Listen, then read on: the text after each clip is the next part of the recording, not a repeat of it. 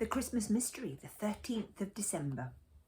Just as lightning sweeps across the sky, pouring out a flood of light over the landscape for a second or two. When Joachim woke on the 13th of December, his mother and father were in his room already. Joachim knew that they were as curious as he to see what was in the advent calendar. "You get it, my lad," said Papa. Joachim sat up, fished out the folded piece of paper. The picture in the calendar showed a rainbow. He sat with Mama on one side of him and Papa on the other. They both leaned over him while Mama read what was on the sheet of paper. The 6th sheep.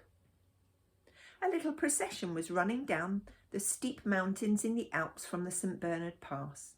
They spent only half a second in each place, for they were running, not just down the steep slopes toward Val d'Aosta in northern Italy. They were speeding down through history too. So a party of monks who were on their way up from the Val d'Aosta one day in June in the year 998 saw them only for a short moment, just as lightning sweeps across the sky, pouring out a flood of light over the landscape for a second or two. "Look!" exclaimed one of the monks. "What?" asked the other. "I saw a strange procession on its way down through the valley. There were people and animals. Behind them all ran a little girl with an angel." The third monk agreed. "I saw them too. It was like a heavenly host." The monk, who had seen nothing, shook his head in disbelief. "Are you sure you can stand the thin air up here?" he asked. He said that because he had looked down on an azalea in an instant when the pilgrims had passed.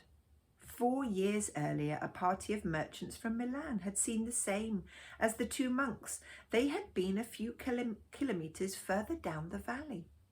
The godly throng stopped for a little while to enjoy the view over the beautiful Val d'Aosta, ethereal pointed up at Mont Blanc and the sharp peak of the Matterhorn. Elizabeth was more interested in studying the advent calendar she had been given by the governor of Syria. She pointed at opening number 12, where there was a picture of an advent calendar exactly the same as the one she had in her hand. Turned to Quirinius and asked, "Can I open the doors in the tiny little calendar as well?" Quirinius shook his head. "Unfortunately not. That calendar is sealed with 7 seals. Dixie. There are such wise men that we can reveal what's inside it all the same," said Caspar, the first wise man. "Something mysterious is written there in tiny little letters." "Tell me then," said Elizabeth. "Behind the first door is written Elizabeth," Caspar began. "Behind the second is written Lizabeth, and behind the third, Isabeth. Then come Sebat, Ebat, Bet, and Et. It's the first 7 doors." "And what then?" said Elizabeth with a broad smile. Balthazar, the second wise man, replied, "After that come Te, Teb, Teba, Tebas, Tebasi, Tebasil, Tebasile. Then there are only 10 doors left." "What's behind them?" "Elizabeth, Lizabeth, Isabeth, Sebat, Abat, Bet, and Et." "But then there are still 3 doors left," said Elizabeth. Caspar nodded solemnly. "Behind the door number 22 is written Roma. Behind the door number 23 is written Amor. And behind the door number 24, the name Jesus is written in very beautiful and artistic lettering. 1 letter is red, the second is orange, the third is yellow, the fourth blue, the 5th violet, although that makes all the colours of the rainbow. Jesus was like a whole rainbow. Why? When it has been raining heavily and the sun breaks through the dark clouds, the rainbow appears in the sky. It's as if a little bit of Jesus is in the air, for Jesus was a rainbow between heaven and earth." Joshua lifted up his shepherd's crook and struck a stone with such force that it echoed all around the mountains. "To Bethlehem," he said, "to Bethlehem." And it was as if the mountain replied, "Lem, Lehem, Lehem. It didn't take long for them to reach the valley of the Po. That is the name of the fertile country that lies around the great river Po, which flows from the Italian Alps in the west to the Adriatic Sea in the east. Ethereal told them that they would be going the same way as the river. They travelled through the countryside until the river Po met another big river called the Ticino, near the trading city of Pavia. Ethereal told them that the angel watch showed 904 and that Pavia already had a university that was famous throughout Europe. Joshua was about to strike the ground with his shepherd's crook in order to say something Elizabeth was about to say, but Jacob, the shepherd, spoke first.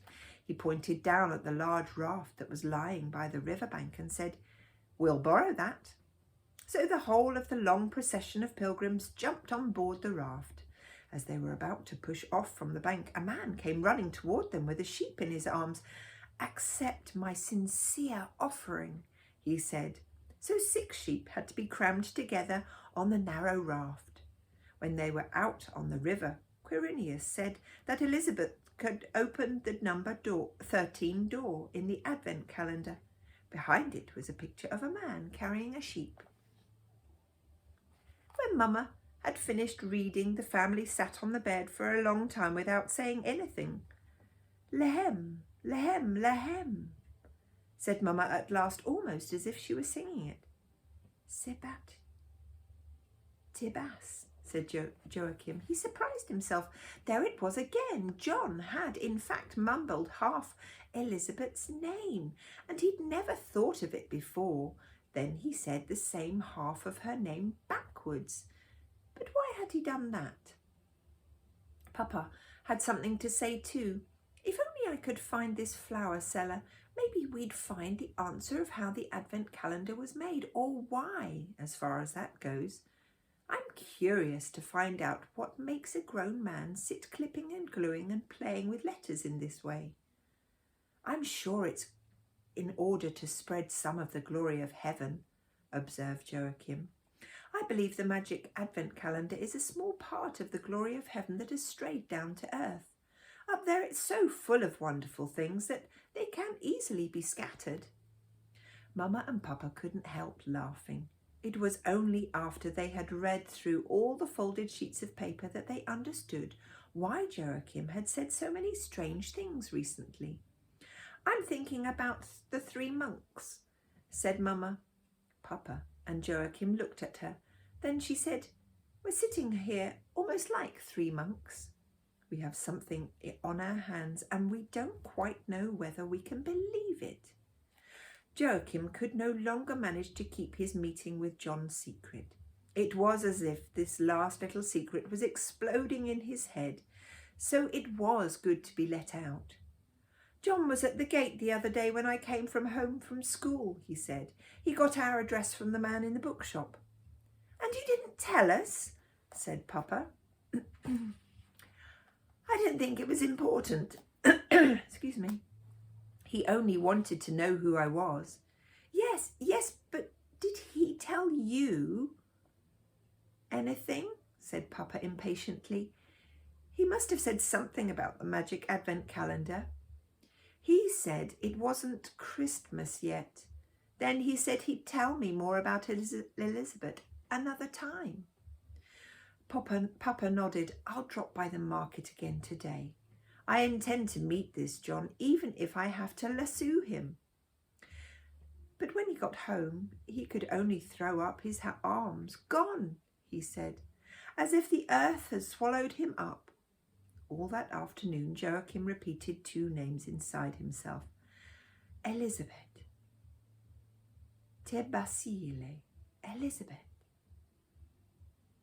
One name was like a reflection of the other, but when Joachim looked at himself in the mirror, he saw himself, even though the picture in the mirror was a reverse. Could it be a secret message that the 2 Elizabeths were one and the same person? But Te Basile sounded like a proper name too. Could there be someone called Tebasile as well? That evening Joachim lay for a long time staring up at the ceiling before he could relax. In the end, he had to get up and write something in his notebook.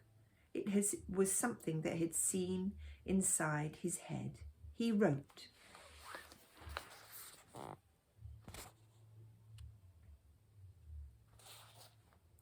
and that's the end of the chapter.